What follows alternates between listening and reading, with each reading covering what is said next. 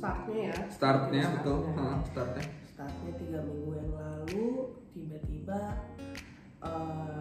aku positif COVID. Oke, jadi hari ini berhubungan sama corona sebenarnya karena ada yang mau diceritain ya. Jadi mungkin pengalaman dari Halida kemarin. Betul. Karena sayang sekali mungkin 2 minggu yang lalu ya, 2 atau 3 minggu yang lalu.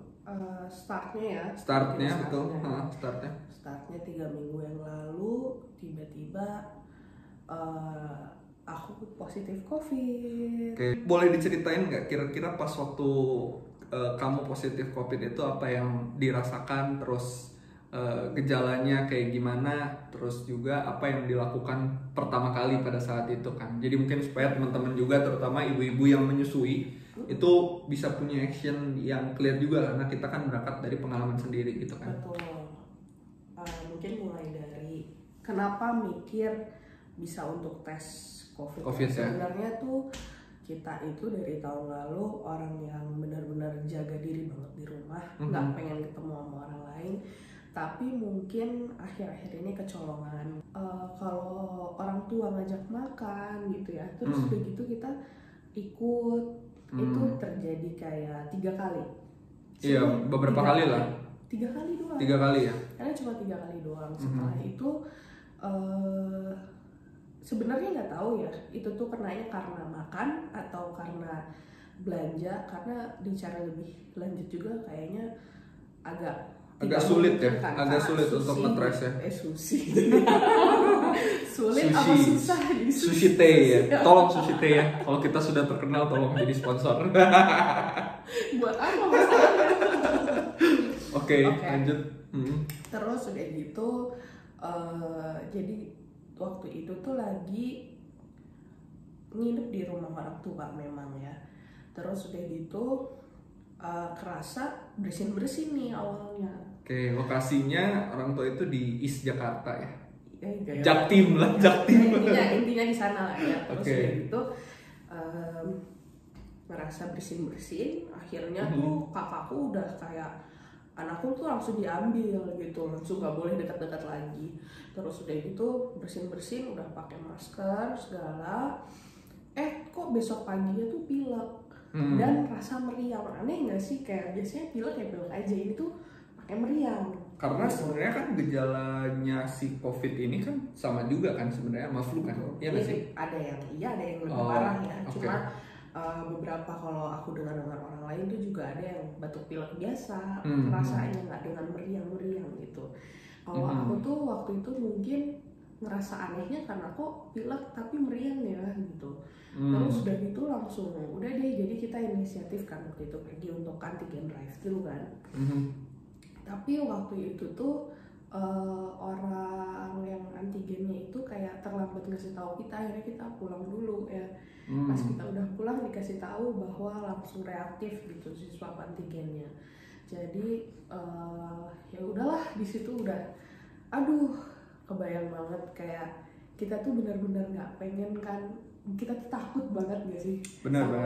Terus udah gitu kayak nggak pernah terbayang aja, oh ternyata ini terkena juga di gua gitu ya. Ternyata setelah, tapi itu tuh pas aku mulai positif itu belum gila kayak sekarang. Jadi hampir mau mungkin ya. Iya, hampir mau tuh beberapa hari setelah itu kasus jadi kayak gede-gede banget, tinggi-tinggi banget kan gitu. Jadi ya waktu itu juga belum kebayang lah kalau ternyata akan kayak gitu kan. Ya udah deh, ceritanya akhirnya positif COVID dan ya udah langsung pisah sama anak dan suami, dan semua orang udah benar-benar kayak isoman di dalam kamar sendiri gitu. Tapi sebenarnya kan berarti kalau misalnya terjadi case yang sama, mungkin buat teman-teman yang juga punya anak, terutama mungkin anak bayi ya. Jadi hal pertama yang harus dilakukan kalau misalnya ada gejala, yaitu mau nggak mau harus swab antigen. Pertama kan swab antigen dulu, atau tapi gejala langsung bisa dulu. Sebenarnya karena kita kan nggak tahu nih, ini sebenarnya jaga-jaga aja ya, karena kita nggak tahu kita tuh positif atau enggak gitu kan masalahnya. Kalau kita tetap dekat-dekat sama anak kan takut juga ya gitu. Jadi kayaknya pertama adalah pisah dulu lah sama anak, itu udah paling benar ya. Apalagi kan masih bayi ya, masih di bawah setahun juga kan, kita juga takut kan kalau dekat-dekat sama anak gitu. Soalnya kasihan gak sih kayak benar-benar kalau kena di anak tuh kayak benar nggak tahu lah, dia aja juga belum ngerti gitu kan. Kalau kita nggak nafsu makan, kita masih bisa maksain. Kalau anak kecil kan nggak bisa, itu yang kasihannya. Oke, berarti apabila ada gejala sebenarnya ada dua hal yang bisa dilakukan ya. Jadi yang pertama adalah untuk ibu menyusui atau ibu yang udah punya anak, langsung memisahkan diri dengan si anaknya, meskipun kita belum tahu pasti bahwa ini COVID atau bukan. Tapi kalau misalnya ada gejala flu segala macem, ya memisahkan diri gitu. Terus yang kedua ya mau nggak mau harus langsung swab antigen dan juga PCR untuk memastikan gitu kan. Oke, terus pada saat udah dibilang nih, udah ada hasilnya lah misalnya PCR, terus apa yang harus dilakukan gitu? Atau mungkin sebelum kesana perasaannya kayak gimana gitu kan? Karena perasaannya waktu kena COVID kok kayak orang bahagia jadi. bukan maksudnya perasaannya tuh kayak gimana caranya, mungkin lebih ke kayak gimana caranya ketika kita udah punya udah dipastikan kena COVID dengan hasil PCR, itu gimana caranya kayak membangkitkan semangat. Gua harus melewati ini gitu kan, tidak gampang juga kan. Betul, sebenarnya salah satu yang membuat aku sangat termotivasi itu karena ya pengen ketemu anak ya. Karena selama beberapa bulan ke belakang kan anak tuh nempel banget kan sama aku gitu. Terus jadinya kan dia itu belum terbiasa ditinggal dengan orang lain kan. Betul. Jadi itu, tapi untungnya sih dia baik banget ya. Waktu itu kan kita tuh dipisah, jadi anakku dipisah, dibawa ke rumah orang tuaku karena waktu itu langsung di antigen semua. Dan yang close kontak sama aku kayak Akbar, anakku, terus ibuku juga yang waktu itu yang PCR ya. Di PCR tuh masih pada negatif semua. Ya udah, akhirnya aku pulang ke rumah. Terus udah gitu kita semua pulang ke rumah ya. Di hari pertama itu Akbar megang anakku, terus udah gitu besoknya dibawa ke rumah mamaku. Karena mungkin memang itu sebenarnya waktu itu terasa hal yang paling benar ya, karena kalau misalnya Kaira di sini juga tuh kayak mungkin akan stres gitu rasanya, kayak denger anak stres dari sisi kamunya kan, ya, maksudnya betul, karena denger anak teriak-teriak, nangis, sedangkan di saat yang bersamaan harus istirahat, harus semangat supaya cepat sembuh gitu, supaya bisa cepat ketemu sama anak gitu. Oke, berarti sebenarnya penyemangatnya salah satunya adalah supaya kita bisa bersama lagi, terutama kan ketemu sama anak gitu kan. Betul. Oke, nah lanjut ke proses isolasi mandiri ya. Jadi isolasi mandiri buat ibu menyusui pastikan beda dengan yang biasa-biasa. Maksudnya biasa-biasa tuh kayak gua lah, atau bukan gua lah, maksudnya cowok lah gitu ya. Karena kan nggak punya tanggung jawab untuk menyusui anaknya kan. Betul. Oke. Jadi apa aja yang dilakukan pada saat isoman gitu? Gimana caranya kita tetap juga anaknya dapat ASI-nya juga? Betul. Itu kayak gimana? Jadi pertama itu pokoknya kalau aku karena DSA aku tuh udah biasa menangani orang tua dari anaknya yang DSA kan? DSA itu spesialis anak, spesialis anak. Spesialis anak. Aku itu udah kayak beberapa kali orang tua pasiennya dia itu positif. Jadi dia bilang, Bu, pokoknya kalau ada apa-apa ibu langsung kontak saya. Ya udah, waktu itu nggak mikir 2 kali, udah langsung kontak dokter. Oke. Sebelum lanjut, artinya berarti memberitahu atau transparan kepada dokter itu penting kan? Banget, karena hal yang pertama harus dilakukan itu seek help sebenarnya dari dokter ya. Mau dokter dari manapun itu ya, pokoknya intinya teleconsult ya, karena waktu itu aku nggak ngerasa bahwa gejala aku itu berat. Jadi aku ngerasanya gue cuma pilek sama meriang aja, ngapain gue harus ke rumah sakit gitu. Takutnya tuh malah terpapar dengan yang lain yang lebih parah kan.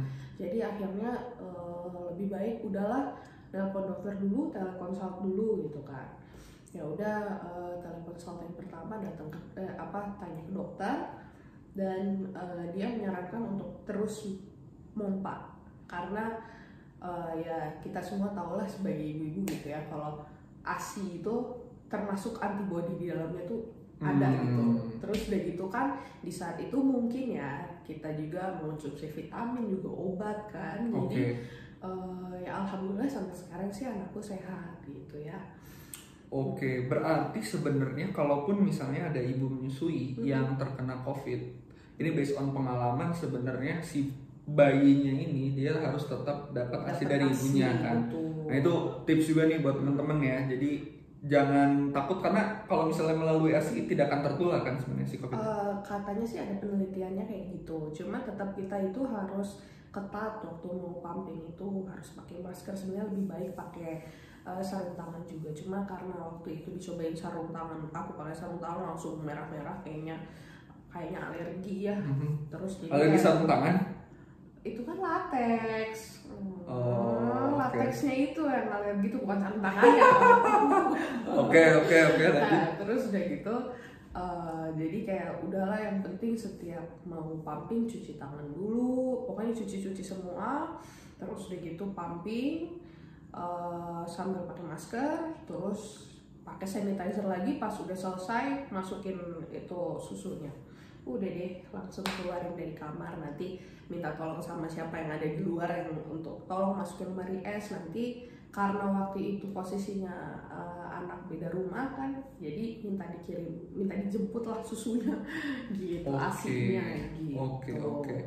Berarti kan selama berapa belas hari ya waktu itu ya? 13 ya? 14? Positifnya itu sampai 16 hari. Sebenarnya nggak tahu ya, mungkin 14 harian gitu. Cuma di hari ke 10 apa ke 12 saya waktu itu tes tuh, terakhir itu kalau nggak salah hari ke 12, dan itu masih positif. Jadi aku tuh pertama kali positif itu CT-nya 18. Di hari ke 12 apa 14, rasanya 12 ya, itu tuh cobain lagi karena udah nggak berasa ada gejala apapun ya. Terus tapi udah nanya sama dokter, dan dokter bilang udahlah Bu, tunggu negatif aja dulu gitu. Karena kan mungkin riskan ya, kita kan nggak tahu tuh sebenarnya. Memang dengan PCR itu kita nggak tahu virusnya itu masih aktif atau enggak kan, jadi masih bisa terdetek positif tapi sebenarnya itu virusnya udah nggak aktif. Iya, nah bisa kayak gitu. Cuma kita kan nggak tahu tuh untuk ngedetermine itu kan pasti harus lebih panjang rentetan dan segala macam. Jadi dokter minta negatif dulu baru ketemu sama anak. Oke. Dan kamu negatif di hari ke-14 ya? Ceknya lagi di hari ke-16. Oh, 16. Berarti dari selama 16 hari isoman tetap nyusuin anak, ya, minum vitamin. Betul. Vitamin apa aja? C, D? Vitamin C 1000, vitamin D itu waktu itu aku dikasih 10.000, jadi tapi 10.000 itu hanya seminggu, terus sisanya 5.000 IU. Terus udah gitu vitamin E nya minimal 200 mg. Gak ngerti sih itu miligram atau IU ya. 200. Apa sih IU emang? Active unit? EU kali kalau itu, ini IU. Oke. Susah ini. Oke. Nah, udahnya itu C, D, E sama zinc. Itu penting juga tuh zinc tuh. Oke. Gitu. Oke. Jadi selama journey 16 ini 16 apa lagi? 16 hari ya. 16 hari ini apa yang bisa didapat ya untuk ibu menyusui gitu. Kalau yang belum kena, kalau bisa berarti protect lah, jangan sampai keluar-luar lah ya. Apalagi kan sekarang ada apa? PPKM. Iya betul, itu juga. PPKM atau P3K? PPKM ya. Apalagi ada PPKM. Tapi benar sih, karena sekarang itu kan juga mal-mal tutup ya, jadi mungkin kita jadi lebih aman kali ya, karena nggak kemana-mana. Cuma karena nggak tahu juga mau kemana. Iya, itu makanya karena di stop di ujung sana, jadi kita nggak bisa kemana-mana kan, kita nggak bisa kemana-mana juga gitu. gitu. Apalagi kalau kayak kita kan bukan di Jakarta ya, pinggirannya gitu kan, jadi nggak bisa masuk gitu kan di Jakarta gitu. Oke, jadi sebenarnya buat yang belum kena dan semoga juga nggak kena gitu kan, ya dengan kondisi yang ada sekarang ini ya udahlah di rumah dulu aja ya, di rumah aja dulu. Tapi misalnya ada teman-teman yang juga lagi kena sekarang, nah tetap harus semangat dong, karena semangat sudah terbukti masih bisa untuk survive ya, masih bisa untuk survive. Itu gimana ya? Emang mungkin 7 hari pertama tuh semangat ya, kayak oh iya, gue bisa. Lama-lama loh kok cuma segini ya. Dan kok nggak beres-beres gitu kan? Lama-lama terus kayak gitu, anak udah di rumah kan dengar nangisnya, dengar teriaknya juga, aduh gimana nih gitu, terus lama-lama jadi melo sendiri. Tapi ya alhamdulillah udah negatif juga ya. Jadi harus tetap survive. Jadi mungkin kalau misalnya ada ibu-ibu muda juga yang kena atau keluarga-keluarga muda, semangat, pokoknya tetap semangat, harus tetap kasih tetap kuat dan tetap berani. Betul. Makan yang banyak. Ini kayak makan yang banyak. Oh my god, gue langsung meledak kayaknya. Alhamdulillah yang hari ke-16 itu selesai.